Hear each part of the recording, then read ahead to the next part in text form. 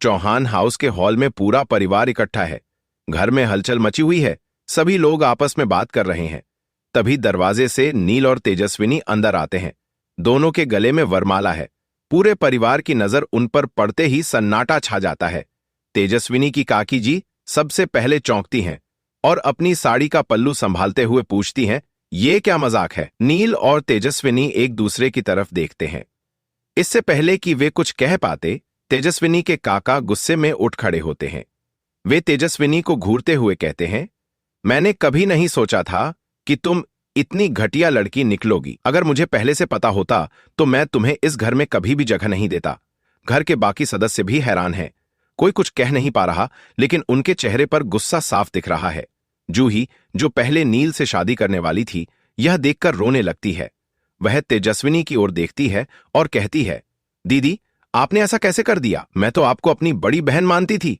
जूही की मां भी गुस्से में आ जाती हैं और तेजस्विनी पर ताना मारते हुए कहती हैं, तू तो हमेशा कहती थी कि जूही तेरी बहन जैसी है, फिर तूने उसकी जिंदगी बर्बाद क्यों कर दी? तेजस्विनी आंखों में आंसू लिए खड़ी रहती है। वह सफाई देने की कोशिश करती है, मैंने यह शादी अपने बाबा की आखिरी इच्छा पूरी करने के लिए की है।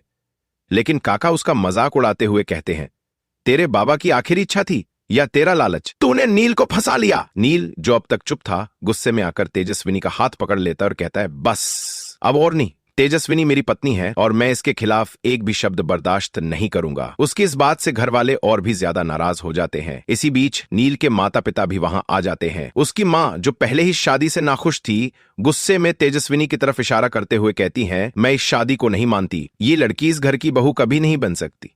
तेजस्विनी के लिए यह सब सुनना बहुत मुश्किल हो जाता है। वह नील से कहती है, मैंने पहले ही कहा था कि यह फैसला सही नहीं होगा, लेकिन तुम नहीं माने। अब देखो घर आने के बाद क्या क्या हो रहा है। नील उसे दिलासा देने की कोशिश करता है, लेकिन तेजस्विनी की आंखों में आंसू छलक आते हैं। काका फिर से बोल पड़ते हैं, अगर तुम्हें अपनी शादी बचानी है तो इस घर से निकल जाओ। तुम्हारे लिए इस घर में कोई जगह नहीं है। नील, जो तेजस्विनी से प्यार करता है, अपने माता पिता से कहता है, अगर आपने तेजस्विनी को इस घर की बहू नहीं माना तो मुझे भी इस घर में रहने का कोई हक नहीं। उसकी यह बात सुनकर सब चौंक जाते हैं। अब देखने वाली बात यह होगी कि क्या नील अपने परिवार को मना पाएगा?